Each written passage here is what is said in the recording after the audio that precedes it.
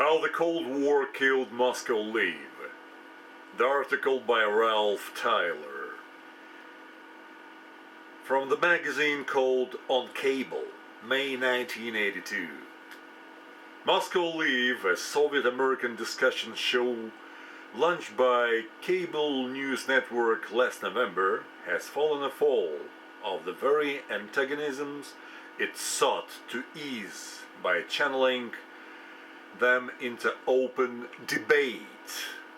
The show has now been cancelled, and the American viewer is the loser.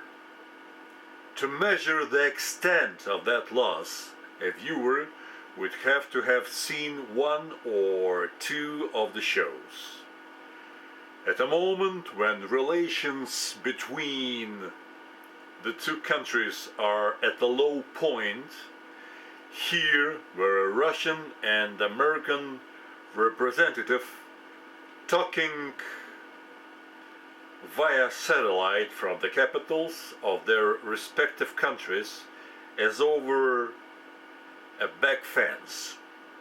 The English-speaking Russian was in a television studio in Moscow, and the American at CNN studio in Washington. Their words bouncing back and forth with only a split-second delay. Both guests were interviewed by Stuart Lurie, CNN's managing editor in Washington. The whole idea was to present an intelligent discussion in which both sides have the opportunity to air their views while their propaganda is challenged by the other side, says Lurie.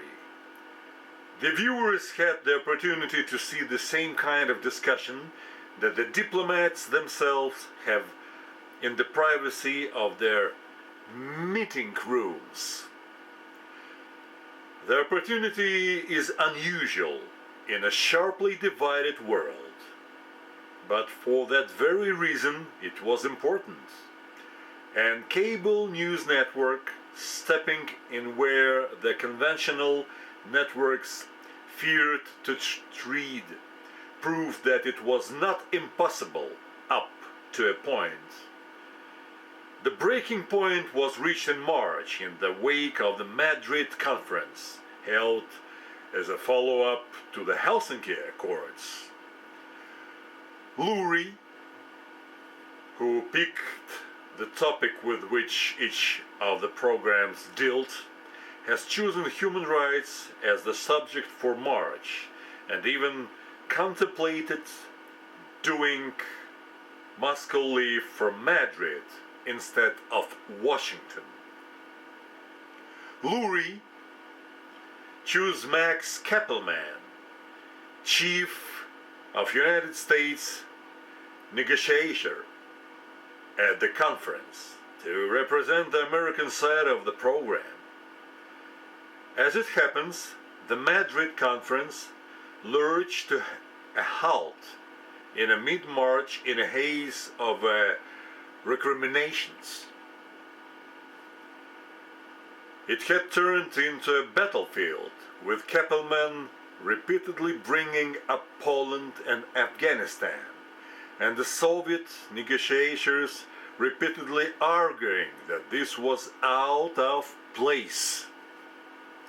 When Stuart Lurie's Soviet contacts learned that Kappelman was to be the opposite speaker on the human rights show, they turned thumbs down, saying he was not an acceptable discussion partner. We told them we could not allow them to veto American participants in the show, says Lurie. Moscow Live, which had managed only 4 monthly segments plus repeats, was dead. But the show, which seemed so much a matter of common sense at a time when the superpowers live under a nuclear shadow, never had it easy. After the first program, the US State Department no longer would cooperate in providing guests to represent the American side, arguing that the Soviet Union did not reciprocate by featuring American speakers on Soviet television. And the program originally was scheduled for a half hour each week. But after the first two shows, a Soviet spokesman said that coming up with English-speaking guests that often was too difficult. Reese Schoenfeld, cable news network president, notes that the Soviet difficulty surfaced directly after a Soviet guest was quizzed about the treatment of Andrei Sakharov and his wife, then on a hunger strike. He believes the two incidents are linked, and even before the Soviets tried to veto Kappelman, they kept postponing naming a representative to speak on human rights, saying they were looking for an appropriate English-speaking person. Stuart Lurie, who moderated Moscow Leave with the adroitness of a seasoned diplomat, was used to dealing with the Russians. For 2 years, in the mid-1960s, he was the last Moscow correspondent of the New York Herald Tribune newspaper. The contacts he made then in the Soviet capital proved useful in February of last year when CNN covered the 26th Congress of the Communist Party of the Soviet Union. Lurie managed to arrange for 5 Leaf satellite feeds to the United States, which he used to interview party officials as soon as they left the conference hall. This close look at the Soviet Union inner sanctum was a journalistic coup, which brought favorable attention to CNN. 3 months later, when CNN executives met in Atlanta to discuss how to improve programming, Bert Reinhardt, executive vice president of the network, suggested that the Leave from Moscow approach be used for a regular show, and Lurie was given the go-ahead to get it started. Lurie received cooperation from the Soviet embassy in Washington, D.C., largely through the assistance of Georgy Isachenko, press counselor for public affairs. After a delay caused by Isachenko going on home leave, Moscow Leave had its debut last November 28th. In a studio at Moscow Television, before a backdrop of the Kremlin, sat Vitaly Kobish, section chief in the International Information Department of the Communist Party Central Committee.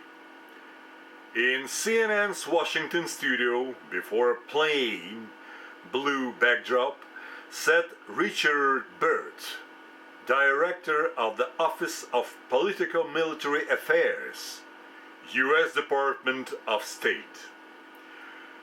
It was the eve of the Geneva talks between the U.S. and the Soviet Union on nuclear weapons control, and the discussion crossed and recrossed half the world as Kobish and Burt argued about who had what missiles to threaten home.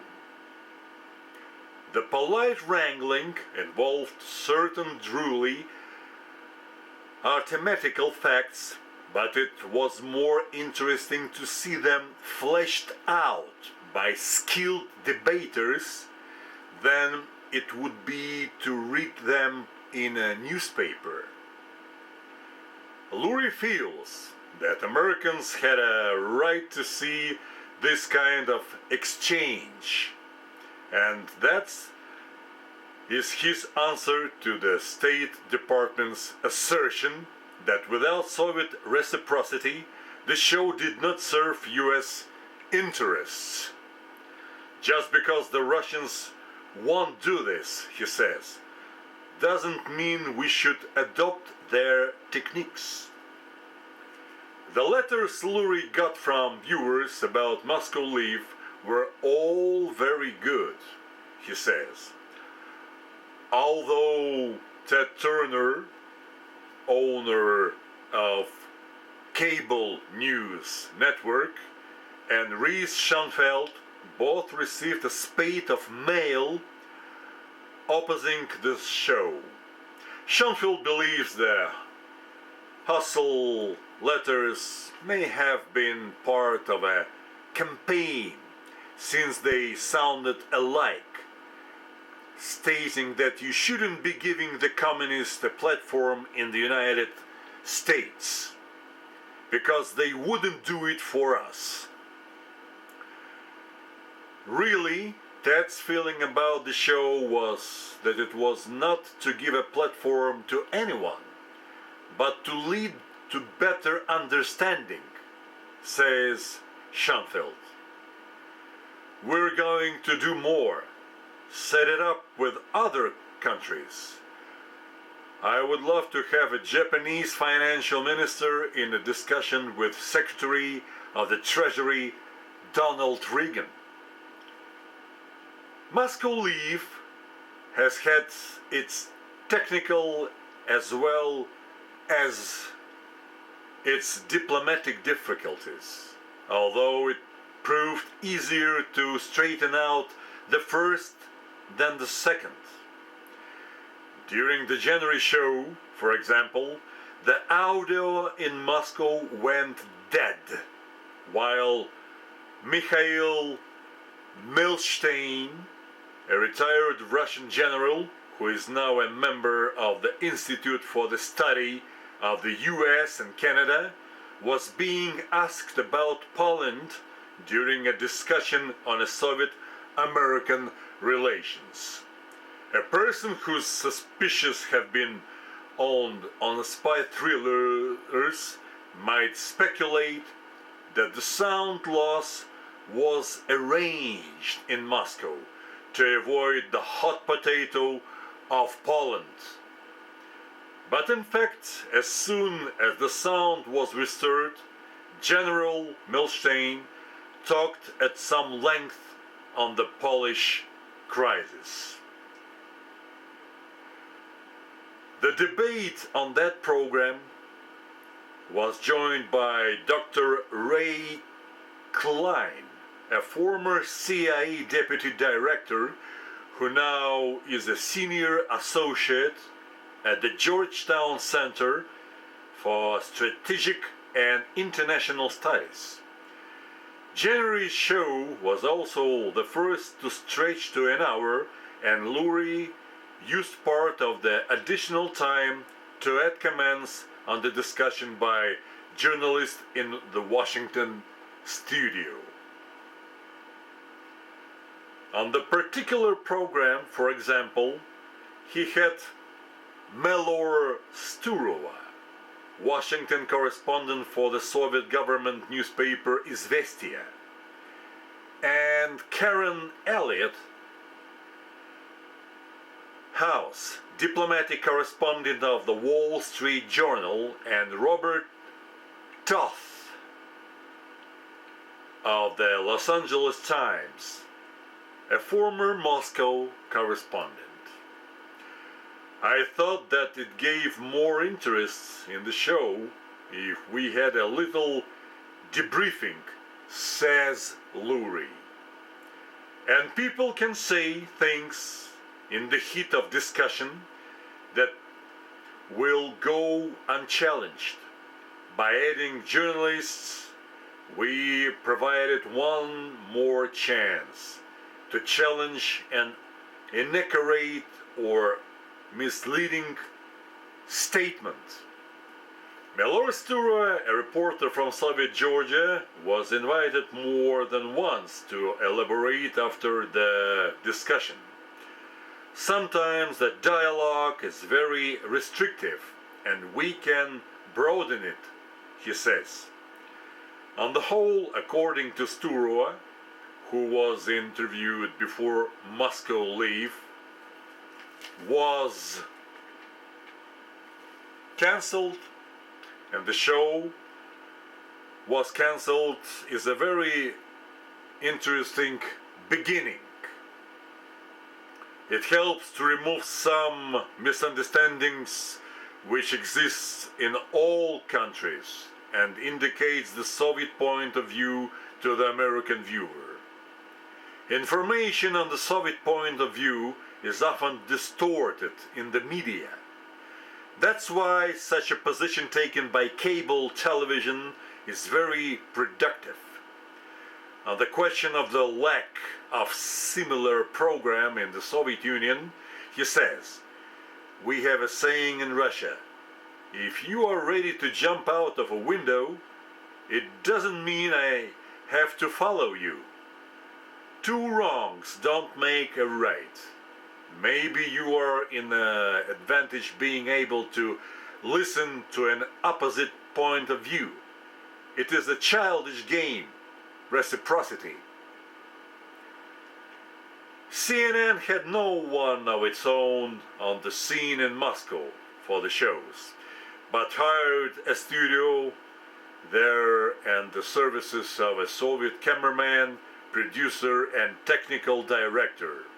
It was almost like renting a facility from a Philadelphia station, says producer Susan Aids. They always had an English-speaking producer coordinating the program, and someone here was on the telephone with the producer during the show. It is something they handle very well there. I understand from the other producers that in the Soviet television people are very meticulous in handling their end of things. Despite the overweighing technology and evolved and the high drama of superpower meeting superpower, Moscow Leaf sometimes achieved a human dimension. This was apparent during the February judgment on the role of women in society. Both participants have distinguished careers and had visited each other countries. Representing the United States was Patricia Robert Harris, and is this how Lurie introduced her?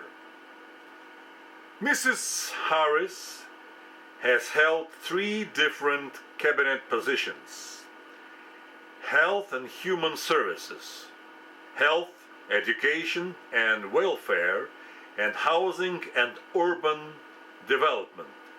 She also served as this country's ambassador to Luxembourg and as an alternate delegate at the United Nations.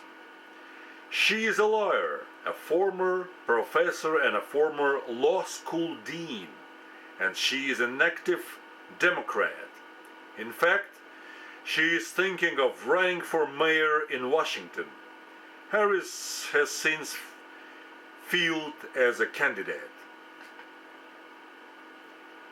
The background of the Soviet guest, Zoya Zarubina, is equally impressive, said Lurie.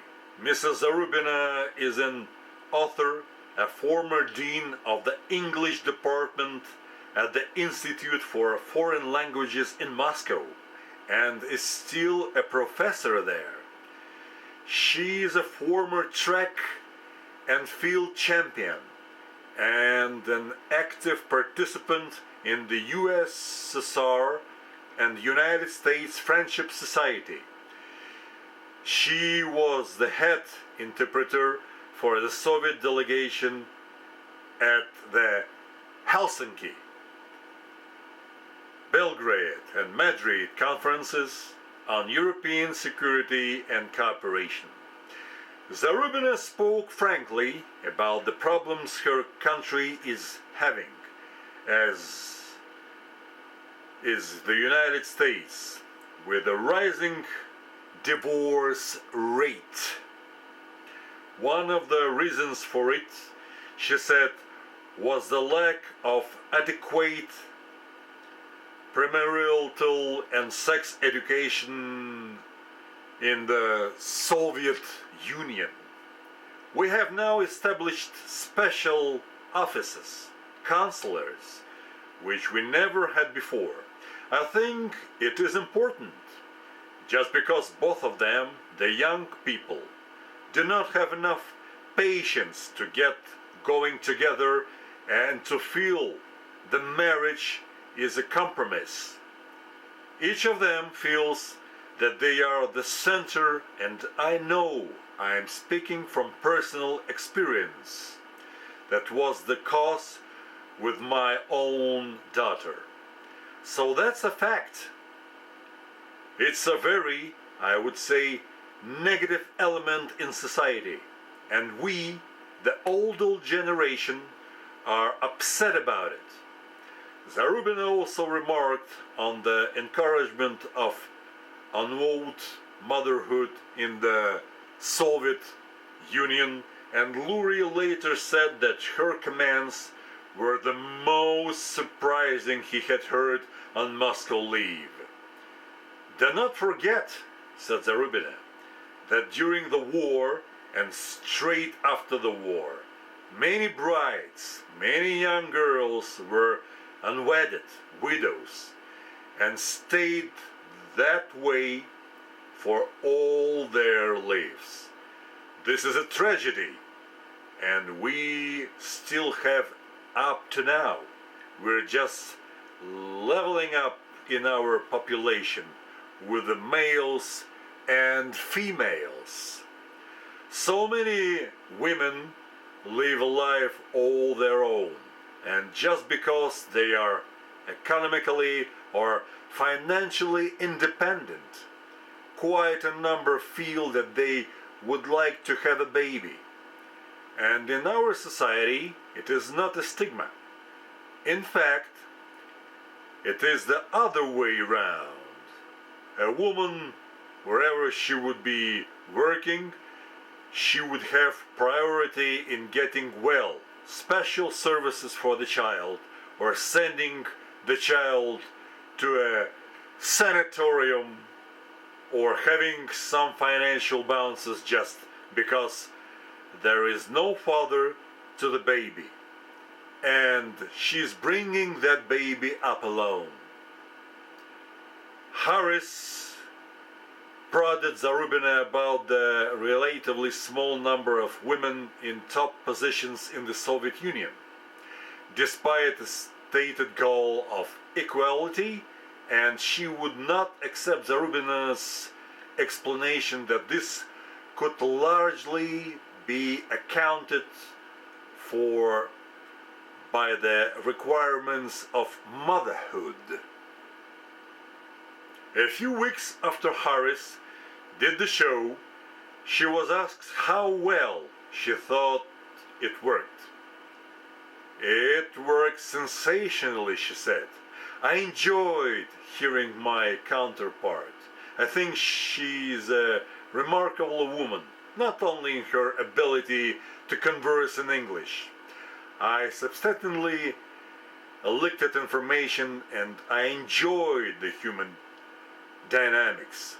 We were really connecting and responding to what the other said, and not just making speeches. Will Moscow Live ever come back to life? Not right away, in the opinion of Stuart Lurie. As it is, neither side is in a position to back down. I think we just have to wait and let things cool off, he says. Thank you very much for your attention, and for your time.